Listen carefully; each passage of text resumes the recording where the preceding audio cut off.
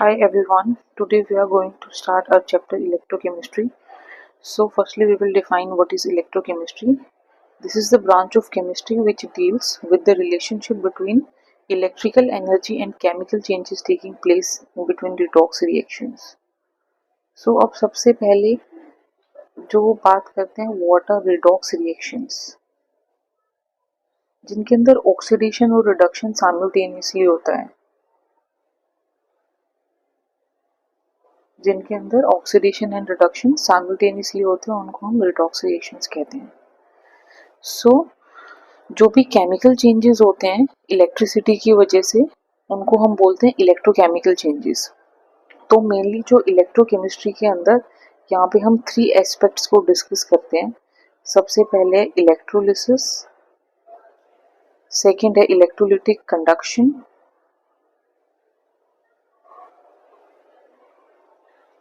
And third है electrolytic sales या फिर गैल्वेनिक सेल्स।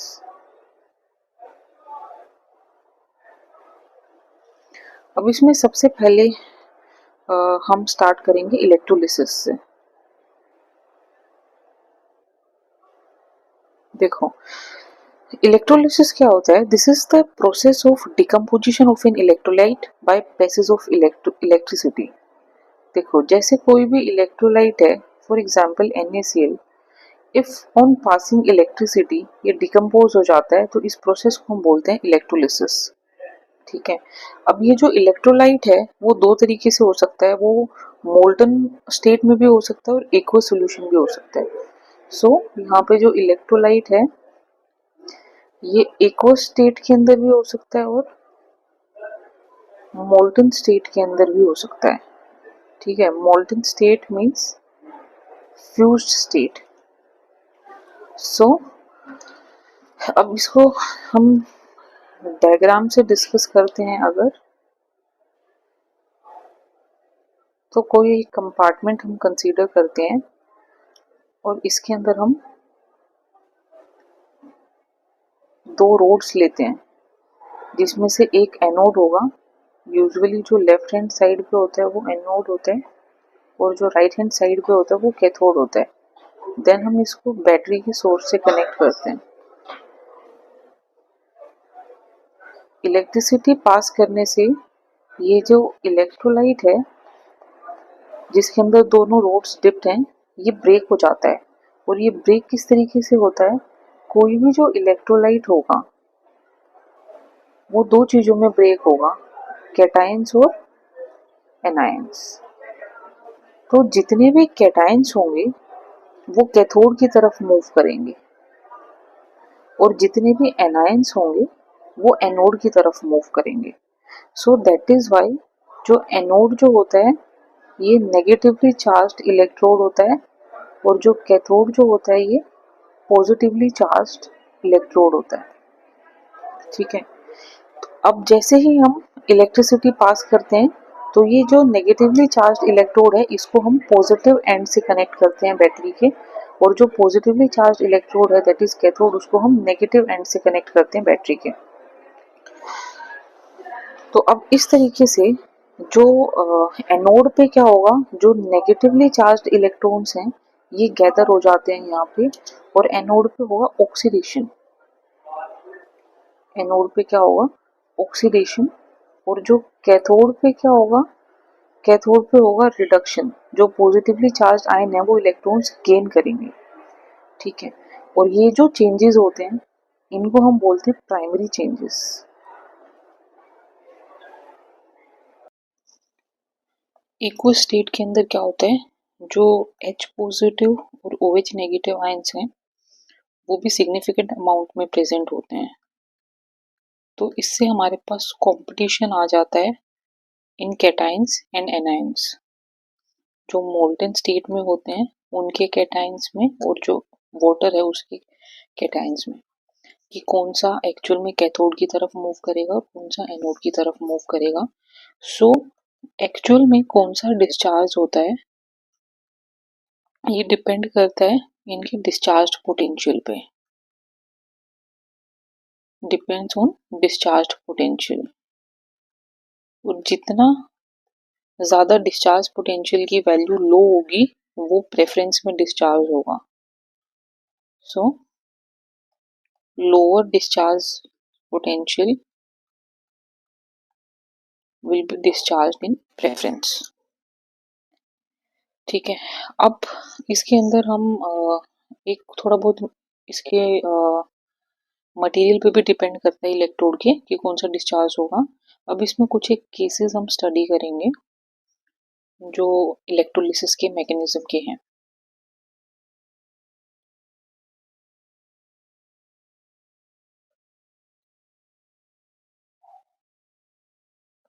इसमें सबसे पहले है मोल्टन लेड ब्रोमाइड।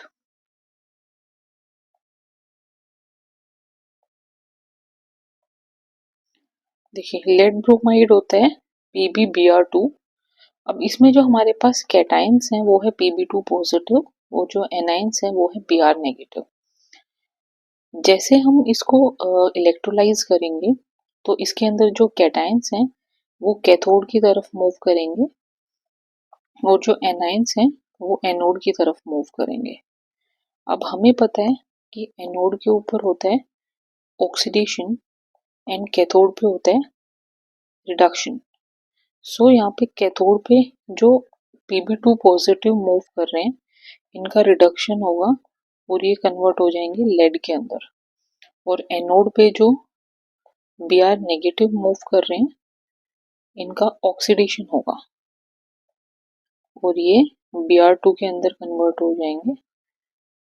अब ये जो दोनों इक्वेशंस हैं ये कंबाइन करने पे ओवरऑल इक्वेशन बन जाएगी Pb2 positive plus 2 Br negative और ये देंगे लेड प्लस Br2।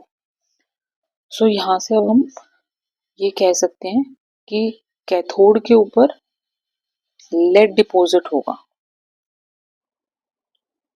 और एनोड पे ब्रोमीन रिलीज होगा। अब ऐसे ही सिमिलर तरीके से इसमें हम सेकंड केस करते हैं। ये है मोल्टन सोडियम क्लोराइड। अब मोल्टन सोडियम क्लोराइड से जब हम इलेक्ट्रिसिटी पास करेंगे हमें पता है कि NaCl जो है इसके जो कोरिस्पोंडिंग आयंस हैं Na positive and Cl negative. अब इसमें जो कैटाइंस हैं they will move towards cathode and anions will move towards anode. तो अब जो कैथोड के ऊपर रिडक्शन होगा सो जो Na पॉजिटिव जो है ये कन्वर्ट हो जाएगा सोडियम के अंदर और एनोड पे ऑक्सीडेशन होगा सो जो Cl नेगेटिव है ये कन्वर्ट हो जाएगा Cl2 के अंदर। तो जो ओवरऑल इक्वेशन इसके अंदर बनती है ये बनती है twice of Na positive plus twice of Cl negative and on electrolysis it will form twice of Na plus Cl2 जिसमें से जो सोडियम है it will deposit on cathode और जो Cl2 है it will be liberated at anode. इसके बाद इसके अंदर आता है electrolysis of acidulated water. Acidulated water means water के अंदर कोई भी एसिड प्रेजेंट है। For example we can consider H2SO4। ये जो कॉरेस्पॉन्डिंग आयंस में ब्रेक होता है ये है H positive plus SO4 2 negative. ऐसे ही जो वाटर है ये ब्रेक होता है H positive and OH negative. तो अब जो यहाँ पे जो हमारे पास कैटायंस हैं ये हैं H पॉजिटिव दोनों ही और जो एनायंस हैं ये है SO4 2 negative and OH negative. ठीक है, SO4 2 negative and OH negative. So जो कैटायंस होंगे वो जाएंगे कैथोड की तरफ। तो कैथोड पे होता है रिडक्शन। सो जो H पॉजिटिव जो है ये कन्वर्ट हो जाएगा H2 के अंदर। तो जो कैथोड पे हाइड्रोजन लिबरेट हो जाएगी। ठीक है, और जो एनोड पे अब हमारे पास दो आयंस हैं, सॉरी जो एनायंस हैं वो हैं SO4 negative and OH negative. अब ये डिपेंड करेगा ऑन डिस्चार्ज पोटेंशियल। एक्चुअल में जो OH नेगेटिव का जो डिस्चार्ज पोटेंशियल होता है वो लेस होता है, सो जिसका ऑक्सीडेशन होगा OH नेगेटिव का ऑक्सीडेशन होगा, और जो on oxidation it will get converted to OH negative on oxidation. For example, if we are using 4 OH negative, then it will get converted to twice of H2O plus O2 and plus 4 electron, और overall equation जो दोनों को combine करके बनेगी वो बनेगी 2H2 plus twice of water plus O2. They will be products and reactants will be 4H positive plus 4OH negative. अब यहाँ पे जो हमारे पास O2 है it will be liberated at anode. ठीक है, अब इसके लिए एक शॉर्टकट है, वो है स्नोक्स रूल। इसमें S for sulphate, N for nitrate, O for OH negative and X for halogens. जब हम लेफ्ट टू राइट मूव करते हैं तो जो डिस्चार्ज पोटेंशियल है वो डिक्रीज होता है। सो यहाँ पे हमारे पास सल्फेट और OH नेगेटिव में से OH नेगेटिव का जो डिस्चार्ज पोटेंशियल था वो लेस था, दैट इज वाई वो यहाँ पे इसका ऑक्सीडेशन हुआ है। ठीक है, इसके बाद इसके अंदर नेक्स्ट केस है वो है electrolysis of an aqueous solution of sodium chloride. यहाँ पे एक्वस सॉल्यूशन है सोडियम क्लोराइड का, तो जो NaCl है इसके जो कोरस्पोंडिंग आयंस हैं वो है Na positive and Cl negative, और क्योंकि एक्वस सॉल्यूशन है तो H पॉजिटिव और OH नेगेटिव भी प्रेजेंट होंगे। तो अब यहाँ पे जो हमारे पास कैटायंस हैं वो है Na positive and H positive, और जो एनायंस हैं वो है Cl negative and OH negative. अब आउट ऑफ कैटायंस यहाँ पे जो लोअर डिस्चार्ज पोटेंशियल है वो है H पॉजिटिव आयंस का, तो यहाँ पे जो कैथोड पे जो H पॉजिटिव आयंस हैं उनका रिडक्शन होगा और ये H2 के अंदर कन्वर्ट हो जाएंगे। So hydrogen gas will be liberated eight cathode. ठीक है, इसके लिए एक और मेथड है, इलेक्ट्रोकेमिकल सीरीज के अंदर जो H पॉजिटिव आयंस होते हैं उनका जो EMF होता है वो जीरो होता है, और जो Na पॉजिटिव आयंस होते हैं उनका जो EMF होता है वो नेगेटिव होता है, यानी कि इनके ऑक्सीडाइज होने के चांसेस ज़्यादा होते हैं, दैट मीन्स इनके एनोड पे जाने के चांसेस ज़्यादा होते हैं और H पॉजिटिव के कैथोड पे जाने के चांसेस ज़्यादा होते हैं। सिमिलर तरीके से जो एनायंस हैं Cl नेगेटिव और OH नेगेटिव, इसमें से Cl नेगेटिव जो है इसका डिस्चार्ज पोटेंशियल जो है वो लेस होता है, सो ये ऑक्सीडाइज होगा, तो यहाँ पे जो एनोड पे क्लोरीन लिबरेट होगा, तो जो ओवरऑल इक्वेशन बनेगा 2H positive plus 2Cl negative will form H2 plus Cl2, जिसमें से H2 कैथोड पे लिबरेट होगा और Cl2 एनोड पे लिबरेट होगा। ठीक है, अब इसके अंदर हमारे पास जो प्रोडक्ट्स बचते हैं, जो भी आयंस बचते हैं सॉरी, एक बचता है Na पॉजिटिव और दूसरा बचता है OH नेगेटिव। सो ये आपस में कंबाइन करके बना लेंगे NaOH and it will sodium hydroxide will left behind in solution. This is also a method for synthesising sodium hydroxide. इसके बाद नेक्स्ट है यहाँ पे हमारे पास फिफ्थ केस जो है ये है electrolysis of aqueous copper sulphate solution using inert electrodes. तो एक्वस कॉपर सल्फेट सॉल्यूशन है using inert electrodes. Inert electrodes में हम कंसीडर कर सकते हैं प्लेटिनम इलेक्ट्रोड्स जो कि अनरिएक्टिव होते हैं, ये खुद रिएक्ट नहीं करते। तो जो कॉपर सल्फेट जो हमारे पास सॉल्यूशन है ये ब्रेक होगा Cu2 positive and SO4 2 negative ions के अंदर, और क्योंकि एक्वस सॉल्यूशन है तो वाटर भी H positive and OH negative. अब जो हमारे पास कैटायंस हैं वो हैं copper 2 positive and H positive, और जो एनायंस हैं वो हैं SO4 2 negative and OH negative. अब इनके अंदर से जो Cu2 पॉजिटिव आयंस होते हैं उनका EMF पॉजिटिव होता है और हाइड्रोजन का 0 होता है। सो यहाँ पे कैथोड पे होती है रिडक्शन और Cu2 पॉजिटिव के रिड्यूस होने के चांसेस ज़्यादा हैं।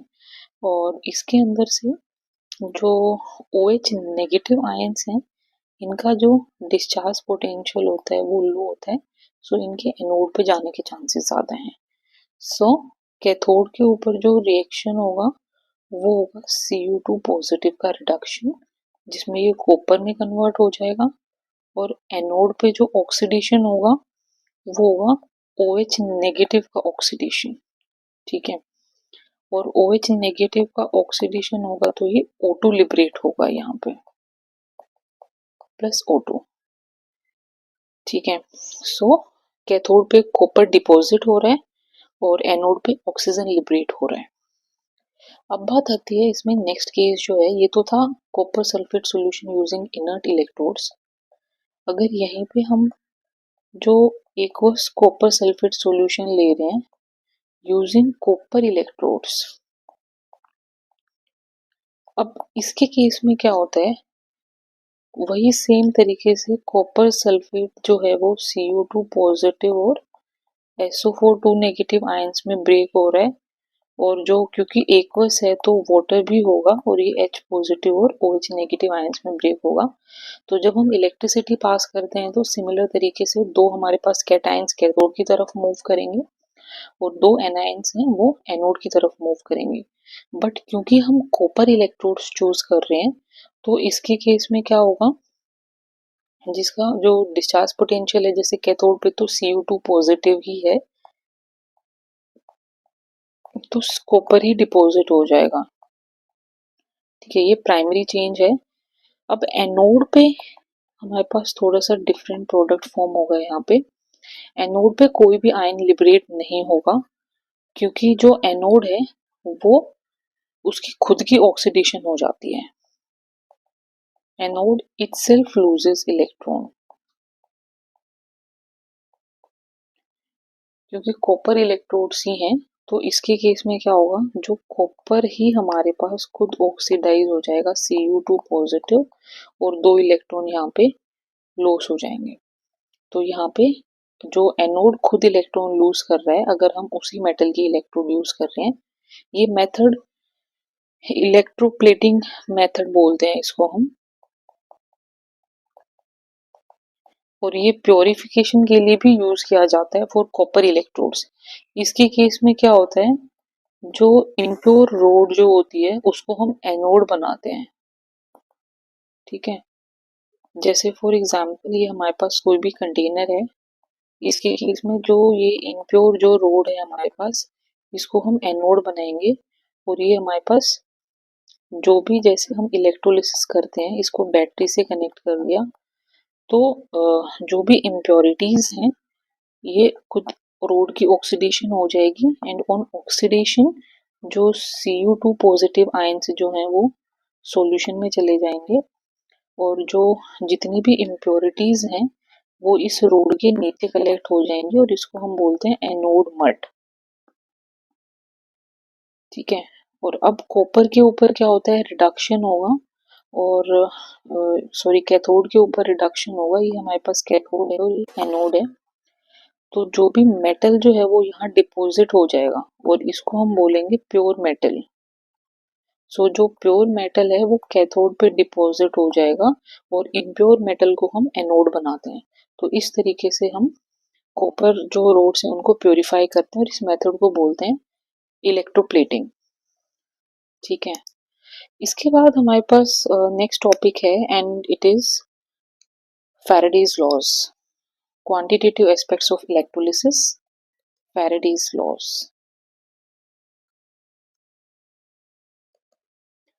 फैराडेज के हमारे पास दो लॉ हैं। फर्स्ट लॉ क्या कहता है, देखो जहाँ पे अभी हमने इलेक्ट्रोलिसिस में देखा है कि कोई भी जो मेटल है उसमें अगर एनोड पे ऑक्सीडेशन हो रहा है तो वहाँ पे जो आयंस होंगे, जैसे फॉर एग्जांपल अभी यहाँ पे देखा हमने, जो आयंस होंगे वो सॉल्यूशन में जा रहे हैं, और जो मेटल अगर कहीं डिपॉजिट हो रहा है तो वो कैथोड पे डिपॉजिट हो रहा है।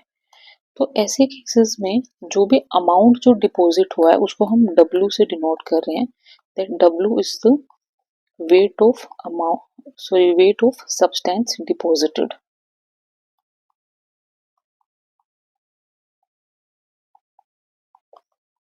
और जो फैराडेज फर्स्ट लॉ है ये क्या स्टेट करता है कि जितना अमाउंट डिपॉजिट होता है वो डायरेक्टली प्रोपोर्शनल होता है to the quantity of electricity passed, जिसको हम Q से डिनोट कर रहे हैं। और जो क्वांटिटी ऑफ इलेक्ट्रिसिटी जो है इसकी यूनिट है कूलम्ब। Q जो है ये IT के इक्वल होता है और जो यूनिट है वो होती है कूलम्ब, जहाँ पे I है करंट और T है टाइम।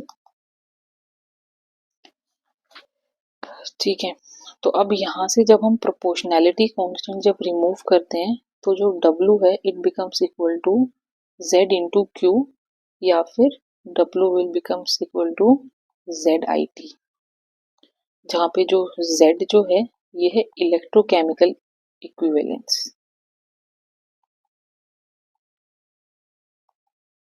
इलेक्ट्रोकेमिकल इक्विवेलेंस, और Z की वैल्यू होती है E by Faraday's constant.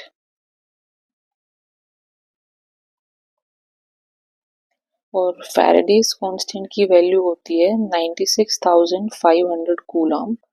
Actual में तो ये वैल्यू होती है जो 96,487 कूलम होती है, बट हम अप्रोक्सीमेट इसको 500 कर देते हैं। तो जो Z की वैल्यू क्या हो जाएगी E अपॉन 96,500, जहाँ पे E जो है वो है इक्विवेलेंट वेट। तो E की वैल्यू होती है molar mass divided by valency. जो वैलेंसी जो है,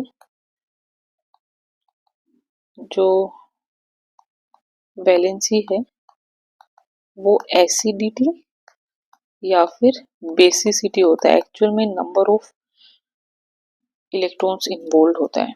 तो जो हमारे पास टोटल वेट जो है W वो क्या बन जाता है EIT बाय 96,500। ये है Faraday's first law. And actual में जो मान लो हमारे पास ये है कि हमें 1 मोल डिपॉजिट करवाना है किसी भी सब्सटेंस का। For example for depositing 1 mole of sodium atom हमारे पास यहाँ पे 1 इलेक्ट्रॉन इन्वॉल्व हो रहा है, involved 1 electron involved in depositing 1 mole of sodium atom।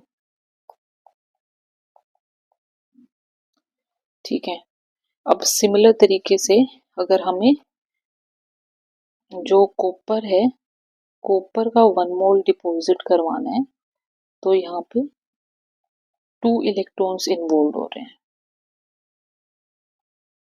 अगर हमें एल्यूमिनियम का 1 मोल डिपॉजिट करवाना है तो यहाँ पे 3 इलेक्ट्रॉन्स इन्वॉल्व हो रहे हैं।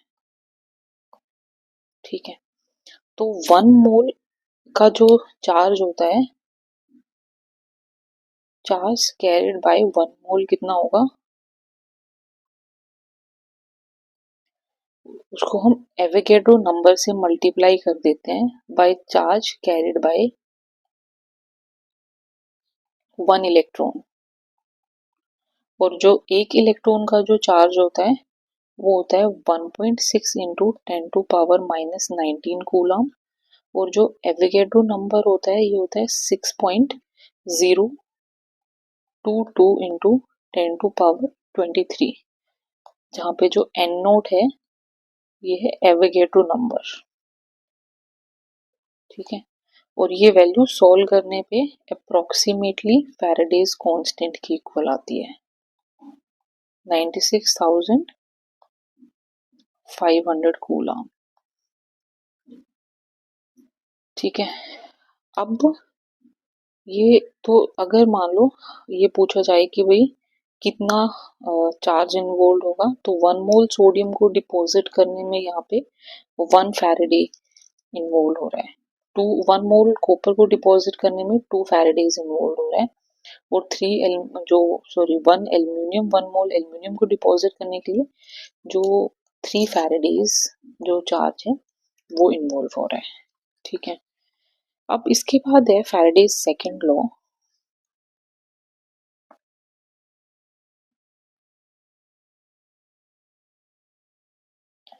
फैराडे सेकंड लॉ क्या कहता है, अगर हम same amount of electricity pass करते हैं तो जो वेट है किसी भी सब्सटेंस का वो डायरेक्टली प्रोपोर्शनल होगा उसके इक्विवेलेंस इलेक्ट्रोकेमिकल इक्विवेलेंस के। For same amount of electricity जो वेट है वो इलेक्ट्रोकेमिकल इक्विवेलेंस के डायरेक्टली प्रोपोर्शनल होगा, and for to substances it is W1 by W2 is equal to Z1 by Z2, और हम ये भी कह सकते हैं it is equal to E1 by E2 where E1 and E2 are equivalent weights। अब इस पे हम क्वेश्चंस प्रैक्टिस कर सकते हैं, जैसे कि क्वेश्चन है a solution of copper sulfate is electrolyzed for 10 minutes। Copper sulphate का सॉल्यूशन है 10 मिनट्स के लिए इलेक्ट्रोलिसिस हो रहा है with a current of 1.5 amperes। What is the mass of copper deposited at cathode? Copper का कितना मास डिपॉजिट हुआ है ये निकालना है हमें, जहाँ पे जो मोलर मास है कॉपर का वो दे रखा है 63.5 ग्राम पर मोल।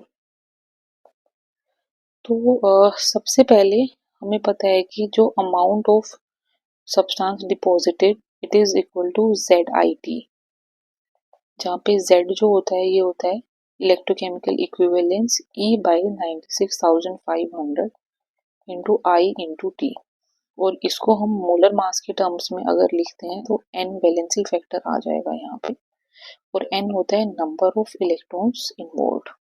ठीक है, क्योंकि कॉपर का मास डिपॉजिट हो रहा है तो यहाँ पे हम देखेंगे कि 2 इलेक्ट्रॉन्स इन्वॉल्व हो रहे हैं, सो N की वैल्यू जो है वो 2 हो जाएगी। मोलर मास क्वेश्चन के अंदर गिवन है 63.5, N की वैल्यू 2 हो जाएगी, करंट गिवन है 1.5 एम्पियर्स, और जो टाइम है हमारे पास 10 मिनट है उसको हम सेकेंड्स में कन्वर्ट कर लेंगे 60 से मल्टीप्लाई करके। ठीक है, तो जो हमारे पास ये वैल्यू सोल्व करने पे अप्रोक्सीमेट आ जाएगी 0.296 gram, and this is the weight of copper deposited at cathode. ठीक है, सिमिलर तरीके से हम बाकी क्वेश्चंस भी सॉल्व कर सकते हैं, जैसे फॉर एग्जांपल एक क्वेश्चन है silver is electro deposited on A metallic vessel of surface area, यहाँ पे एरिया गिवन है and it is 800 centimetre square by passing A current 0.2 amperes for 3 hours. तो जो करंट है 0.2 एम्पियर है, टाइम 3 आवर्स है, calculate the thickness of silver deposited, हमें thickness निकालनी है। जो डेंसिटी ऑफ सिल्वर गिवन है 10.47 ग्राम पर सीसी, और जो एटॉमिक मास सिल्वर का गिवन है 107.92 AMU। ओके, सबसे पहले हम निकालेंगे, यहाँ पे देखो हमें डेंसिटी गिवन है, डेंसिटी क्या होगा मास अपॉन वॉल्यूम। हम अगर मास निकालते हैं यहाँ पे तो मास निकालने से हम यहाँ पे निकाल सकते हैं, अगर हमें पता है तो वॉल्यूम निकाल सकते हैं। अगर हमारे पास मास नोन है वॉल्यूम हो जाएगा मास अपॉन डेंसिटी। और अगर हमारे पास वॉल्यूम नोन है तो फिर हम थिकनेस निकाल सकते हैं, एरिया हमारे पास है। Okay fine. देखो जो हमारे पास फैराडेज फर्स्ट लॉ था that is equal to W is equal to ZIT। क्योंकि सिल्वर का डिपॉजिट करवाना है तो Ag positive plus 1 electron is equal to Az। n की वैल्यू 1 है यहाँ पे, तो W is equal to molar mass की टर्म्स में अगर हम लिखते हैं तो ये N into F into IT।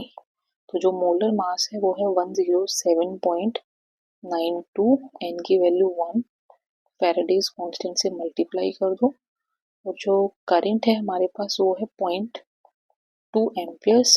Time 3 hours है, उसको सेकेंड में कन्वर्ट करने के लिए पहले मिनट में बनाएंगे और फिर सेकेंड में। तो ये वैल्यू सॉल्व करने पे अप्रॉक्सीमेट आएगी 2.415 ग्राम। अब यहाँ से वॉल्यूम आ जाएगा 2.415 डिवाइडेड बाय डेंसिटी, क्वेश्चन के अंदर गिवन है 10.47, तो ये वैल्यू आ जाएगी 0.2307 cc। अब वॉल्यूम होता है एरिया इंटू में थिकनेस, तो यहाँ से थिकनेस आ जाएगी वॉल्यूम अपॉन एरिया। वॉल्यूम अभी जो निकाला है ये आया 0.2307 और एरिया 800 गिवन है सेंटीमीटर स्क्वायर में। तो जो थिकनेस आएगी हमारे पास वो सेंटीमीटर के अंदर आ जाएगी।